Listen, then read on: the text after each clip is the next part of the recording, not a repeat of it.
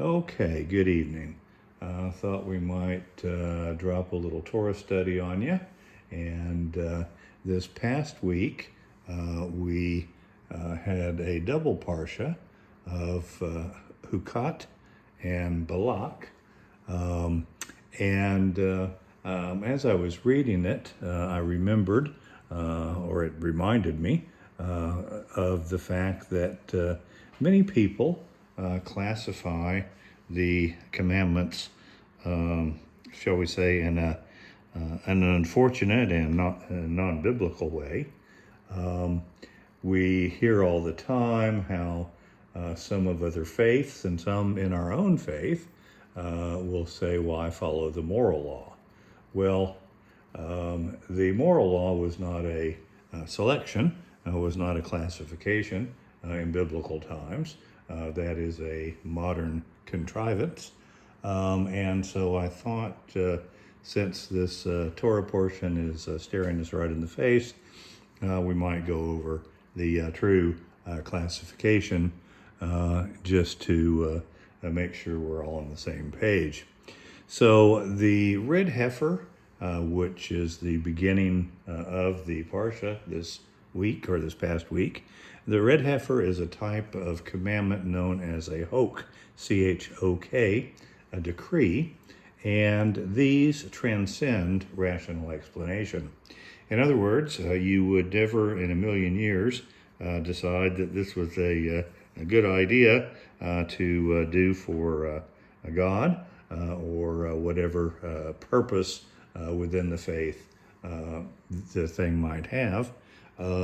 They just simply defy rational explanation. So instead, these are all Torah given, and they are a sign of love and trust of Hashem. Many of them either begin or end with "I am the Lord your God," and this harkens back to the first of the 10 words, the 10 commandments. And indeed, I believe that, and I think I've shared this with you all before, that the 10 commandments basically are an outline of all 613. The Great Commandments, as they're called, are the summary. The 10 Commandments are the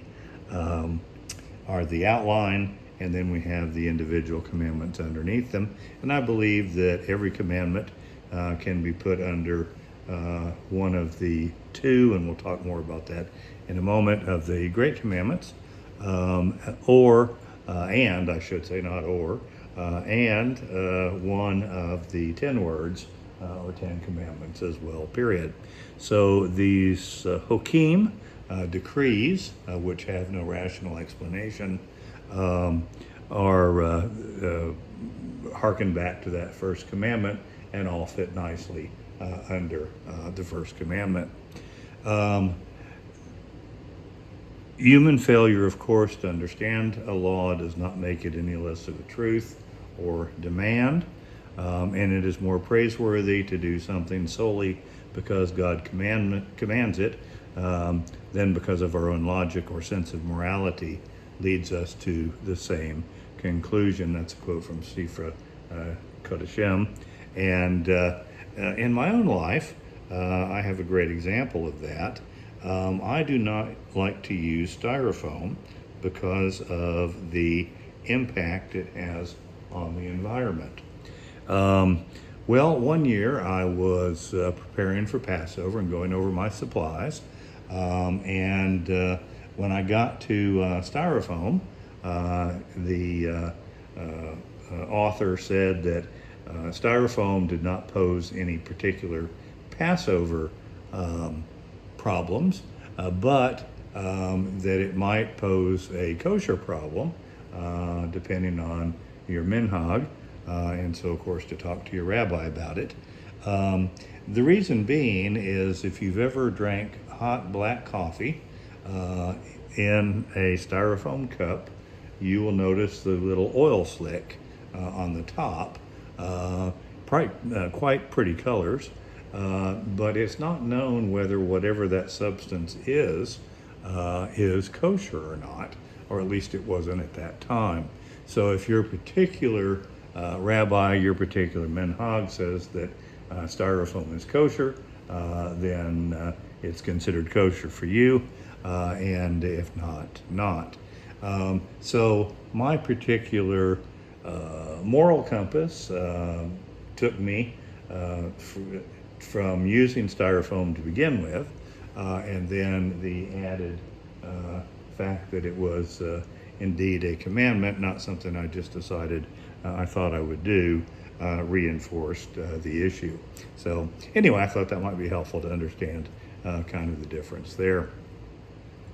So the Hokim, or decrees, are one type of commandment. The Mishpatim, which are the judgments, these are rational commandments, and one of the three categories of mitzvot. These are things we might come up with that do make sense. So for instance, not killing our parent or cheating on our wife probably comes from your own moral compass, and if it doesn't, then we're not going to be good neighbors. But anyway, so these are more rational and tend to make more sense. So we have the mishpatim, the judgments, as rational commandments.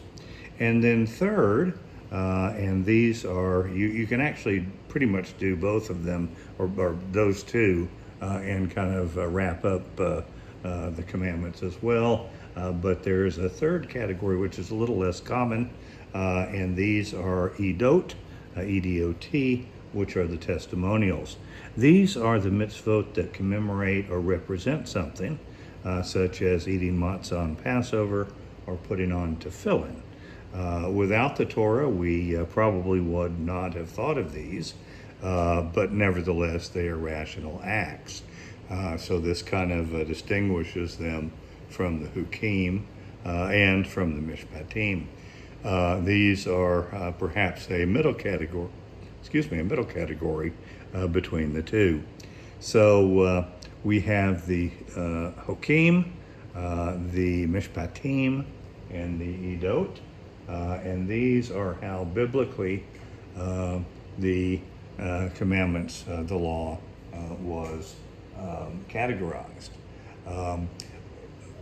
I would like to point out that they were all considered moral, so it is just as big of a moral issue if you ate kosher as to whether or not you cheated on your tax return or cheated your fellow in your weights and measures. So they were all considered moral. You really can't, only today can we break them down into moral and ceremonial, etc., but these are not biblical in their origin.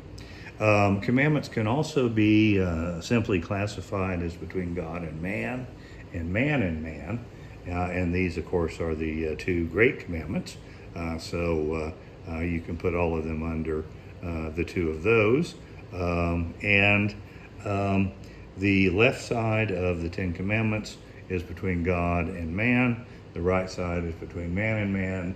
And the fifth commandment, honoring one's parents, is the bridge between the two. So I hope that helps to kind of solidify in your mind the difference in the commandments and how they were classified in biblical times. So the next time you hear somebody say, I keep the moral commandments, that may be true, but they were all considered moral commandments, so you may keep a portion of them, but I'm sure you're leaving a few out that you don't consider to be a moral commandment. Also in the two Parshiot, we run into an allusion to the book of the wars of Hashem, and I think this, which is not exigent, this shows that we do not have all of the Bible, and so I don't think any of us should be making that claim that whatever our version is every bit of the Bible, because there's something mentioned in the Torah which is not found in the Torah. And so, at least not that we recognize it. It may be in there somewhere in small amounts, but we don't recognize it as the book of the wars of Hashem. We get the story of Balak and Balaam. You all know that. He is asked to go curse the people of Israel because they are so numerous. Can't even see the landscape because of them, and afraid that they're going to go to war with them. He tries and tries and tries to be able to go. He keeps getting slightly different answers each time, but finally he goes with the, I would say, consternation of God, but not completely against his will. His donkey, of course, knows more than he does in the circumstance, and keeps having an angel step in front of them to keep them from going in that direction or at that speed. Of course, the donkey keeps getting hit until finally the donkey's had enough and says, I've been with you all these years. You've never had to hit me. Why do you think now is any different? Look ahead of you. Here's this angel impeding us. And then I guess the rest of the trip goes pretty good. They finally get there, and he tries to curse the people, Israel, but instead all he can say is, how fair are your tents, O Jacob, your dwellings, O Israel. And that's incorporated in our prayers. Very beautiful line. Anyway, it's a nice parsha. We're finally caught back up with Israel. Israel follows a slightly different schedule. They do not do second day holidays, and the last holiday, second day, fell on Shabbat.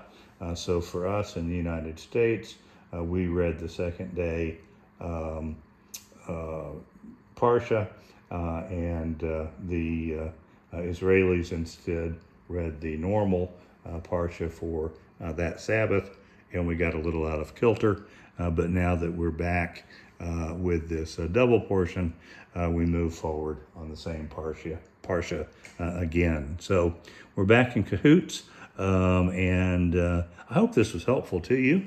Certainly leave any questions below. Thank you for listening, and we'll see you next time. Shalom.